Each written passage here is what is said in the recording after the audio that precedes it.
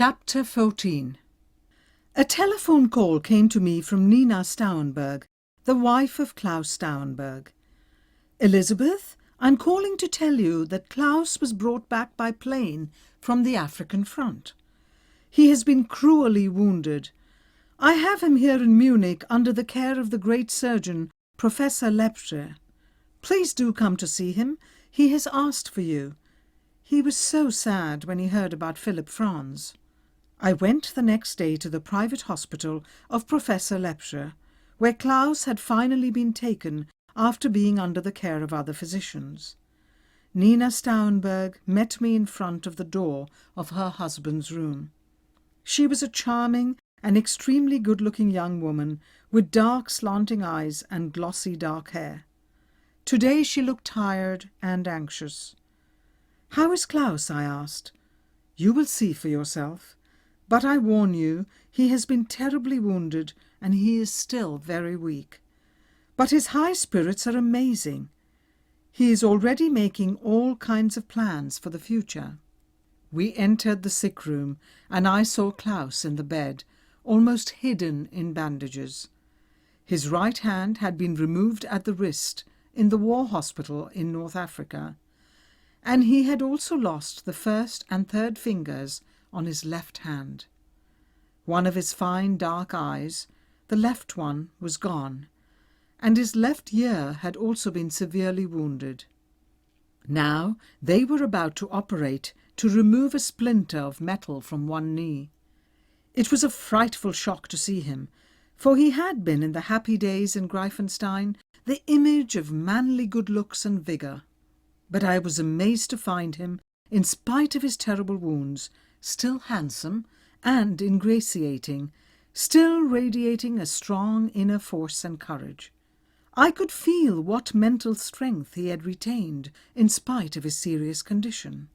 He spoke comfortingly to me about the loss of my son. About himself he was quite cheerful. With a smile he said, "In Africa they threw away my hand, even with my ring on it." He told me that he was soon going to accept an appointment to Supreme Military Headquarters in Berlin. This appointment, I felt, would be of great importance to his own future as well as to the future of the nation. For all the members of the Stauffenberg family I had a deep affection, as though they were my own flesh and blood. I tried not to let Claus see my emotion as he spoke to me very quietly. How well, I wondered, would he be able to adjust his life to these terrible disfiguring wounds? How would a soldier who had won such distinction face the fact that he could no longer use a gun even to defend himself? All of this, I knew, might have some profound psychological effect on his character. He was just 36 years old. He possessed a beautiful and devoted wife and 4 fine children. 3 sons, Berthold, who was 9, Heimeren, 7, and Franz, 5, and there was a baby daughter, Valerie. Certainly in this family Claus had everything to live for. Surely there would be a place, an important place, in the military life for a man with his brilliant talents. Stefan George, the great idealistic poet of our time, had taken Claus into the privileged circle of his friendship. In Claus he had found the rare combination of a brave and courageous soldier and a man possessed of deep religious faith and high mental abilities. These qualifications, Stefan George felt, were needed by the men who would bring to Germany and to the whole world not only a new order, but one founded on spiritual values. I prayed that those deep spiritual qualities in Claus would come to his assistance now. He would need them.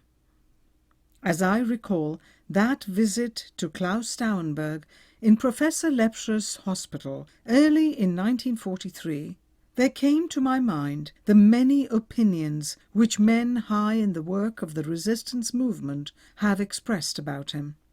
Their picture of Claus and the part which he played in the preparations for the revolt against Hitler is, I feel, accurate and impartial. and told far better than I could tell of these developments myself.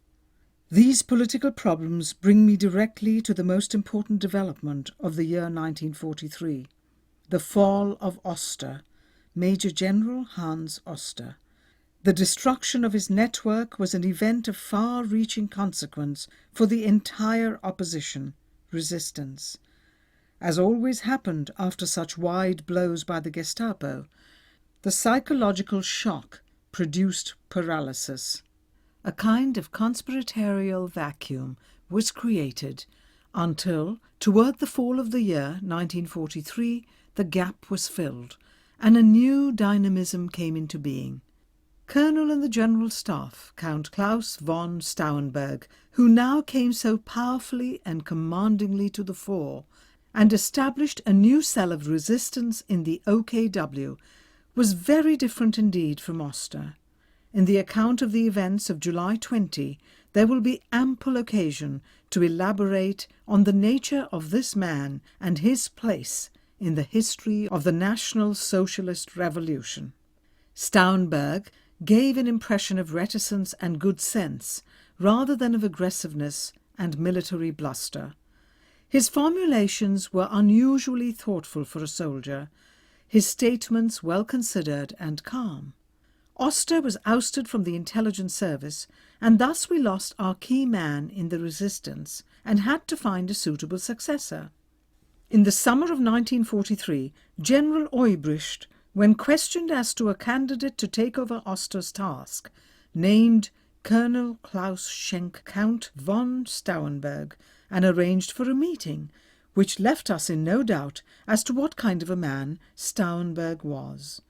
Stauffenberg was Chief of Staff of the German Army Office in Berlin, under General Oebricht, and was thus second in command. From the military point of view, he occupied a decidedly more important position than Oster. While Oster, through his long connection with the intelligence service, had acquired considerable political experience, he had lost touch with professional military developments, whereas Stauffenberg was thoroughly up-to-date in tactics and strategy. Stauffenberg belonged to a well-known Catholic family of southern Germany. He was 36 years of age and had won considerable distinction. He had been severely wounded in North Africa. This had caused his recall to the General Staff. Because of his ability as an organizer, he was appointed to a key military position, where he obtained unusual insight into the intricate army machinery and was able to exert considerable influence on all matters concerning the home army. Tresckow, General Henning von Tresckow, and I had met Stauffenberg in the summer of 1941, when he paid us a visit at Borisov in Russia. At that time, we found that he was a non-Nazi, regarding Hitler and National Socialism as menaces. But we had not then realized that we had met in him an anti-Nazi whose name would go down in history as one of the most foremost fighters in the struggle against Hitler.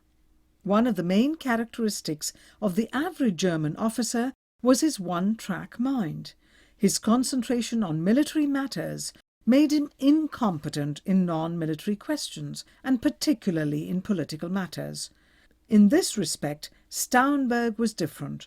Army life did not form his horizon. Stauffenberg's contempt for Hitler had a spiritual basis. It sprang from his Christian faith, which inspired him to take up the fight against Hitler. It took only a few meetings to convince us that Stauffenberg was the right man to succeed Oster. His sincerity and vigilance, his tenacity and courage, combined with his technical knowledge and efficiency, fully qualified him to become the central figure of the resistance movement. If we were to seize Berlin, the political, military and economic centre of Germany, elaborate military preparations were called for. Stauffenberg considered their organization his main task. Tresckow secured for him the help of Major Ulrich von Utzen, who had a similar gift for military organization. The two men, under Trescow's guidance, devised a plan for the military occupation of Berlin to the last detail. They spent many nights and days on the laborious task, condensing into written orders the scheme that was to come into effect on the day of the planned revolution. So Claus Stauffenberg, within a few months after the time of our meeting in the hospital in Munich, was to assume an important part in the resistance movement heading now toward the tragic climax of July 20th, 1944. What was known within the resistance as the Oster Circle was headed by Colonel Hans Oster, a close friend of Karl Ludwig. Oster was the very able assistant to Admiral Canaris in the counterintelligence. Also in this group was Hans von Dohnanyi, a former Supreme Court justice, a fine and brilliant man. He too was a close friend of Karl Ludwig. For some time, the suspicion of the Gestapo had been focused on Hans Oster's activities in the Abwehr, but it was not until April of 1943 that what was known as the Dohnanyi affair gave them a chance to act. Hans Dohnanyi was arrested on a charge of having speculated in foreign currency for personal gain. Because of the fact that Dohnanyi had worked in close contact with Hans Oster, it gave the Gestapo the chance to not only remove Oster, but later Admiral Canaris himself. The counterintelligence was placed under SS control with Colonel Hansen as figurehead. The trial of Hans Dohnanyi was a travesty, which dragged on for months. It was used as an excuse to question many people in the hope that they might reveal some information that would leave the Gestapo to the men who were actively engaged in the resistance. The Gestapo knew that something was going on, but they could not find out just what it was or who was involved. Karl Ludwig, having worked with both Hans Oster and Hans Dohnanyi, was brought back to Berlin several times from Agram for questioning. The Gestapo hoped in some way to implicate him also in the Dohnanyi affair. On the day I returned home from seeing Claus Stauffenberg, there was an urgent message from a friend warning me that my name was in the Gestapo blacklist. This was a list with the names of people wanted for assorted crimes by the secret state police. In my case, it was because of the weekly lectures and discussions which were held in my home. I was advised to leave Munich at once and to remain in hiding until word was sent to me that it was safe to return. I kept moving from one crumbling city to another with the human tide which fled from ruined homes and the threat of death. I spent nights in air raid shelters, in railroad stations, any place where there were crowds. Death was on every side. The Nazi terror had reached new heights of ruthlessness. Concentration camps were overflowing with tortured humanity. The Jews with whom we had shared our ration cards were burned. Christians were burned. Everywhere there was murder and brutality. There seemed to arise a great mounting tower of fear. Germany had reached an undreamed-of depth of moral disintegration. At last word was sent to me that it was now safe for me to return to Munich.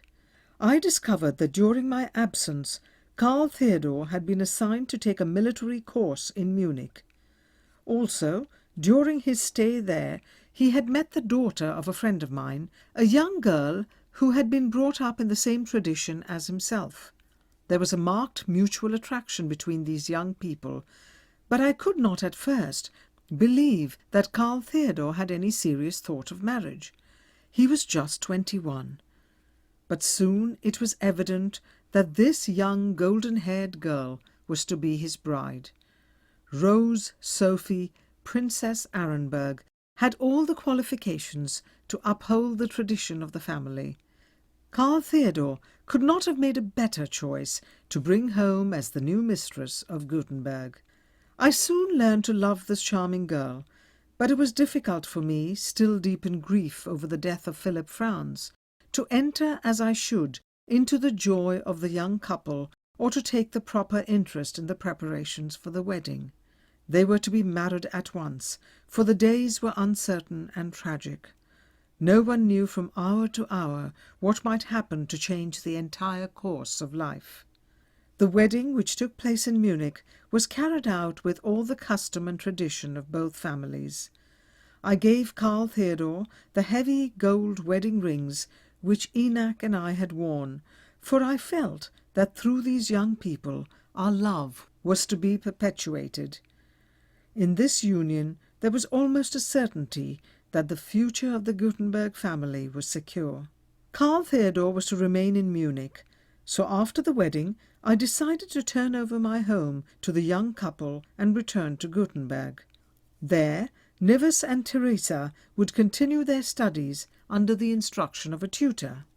In the summer of 1944, a daughter was born to Karl Theodor and Rose Sophie, my first grandchild and my namesake. Only 2 weeks after the birth of the child, Karl Theodor was ordered to duty in France. American forces had landed in Normandy on the 6th of June. My heart went out to my daughter-in-law. They were both so terribly young to have to face the hazardous separation of war.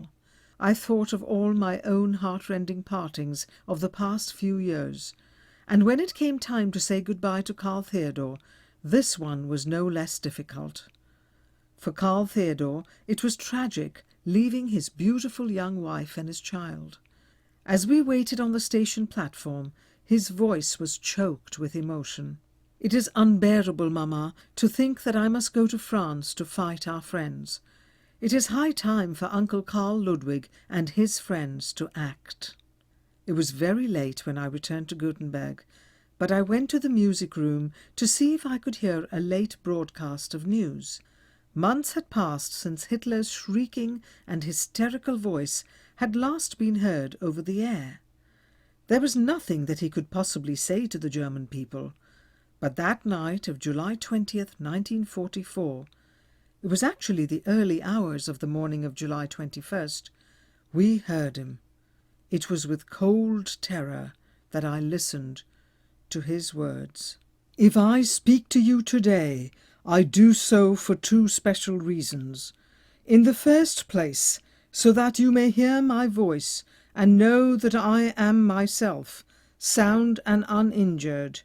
And in the second place, so that you may also hear the particulars about a crime that is without parallel in German history, an exceedingly small clique of ambitious, conscienceless, and criminal and stupid officers forged a plot to eliminate me, and along with me to eliminate the staff of officers in actual command of the German Wehrmacht.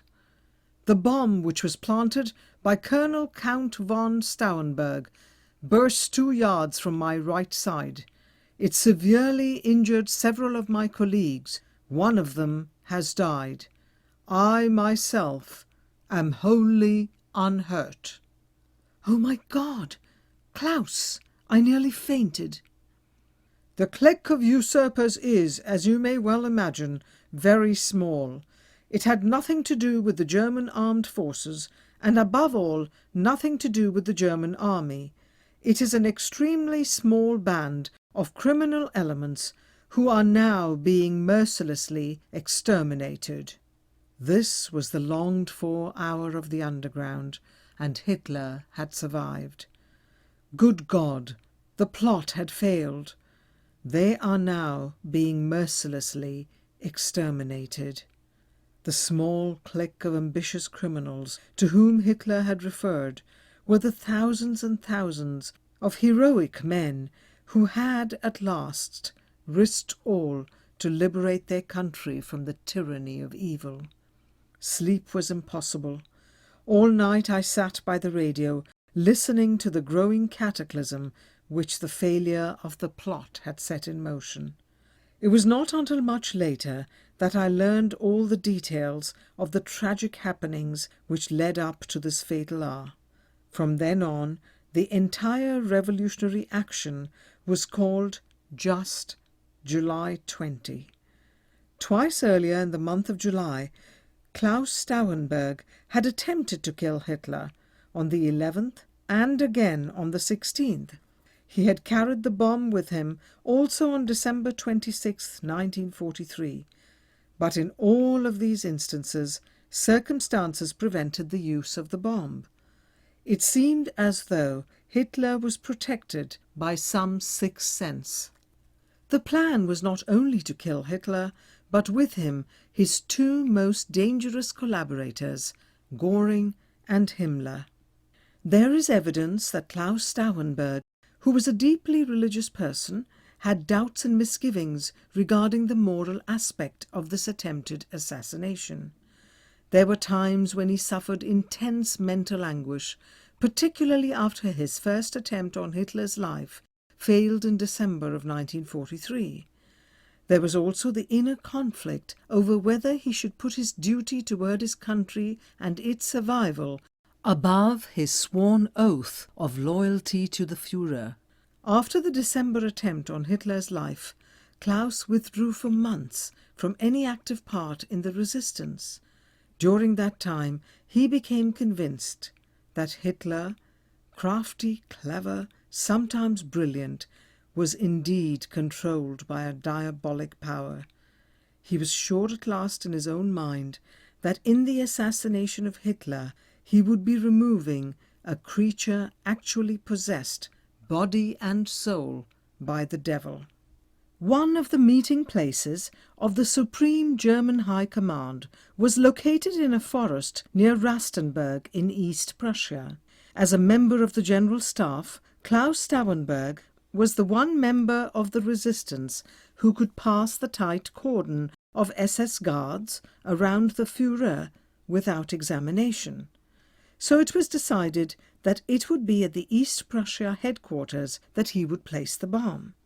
The morning of July 20th, Claus left Berlin for the meeting of the General Staff. In his briefcase was a small, powerful, especially constructed bomb. This bomb, of British make, had been turned over to Claus by reliable men in the Counter-Intelligence Corps.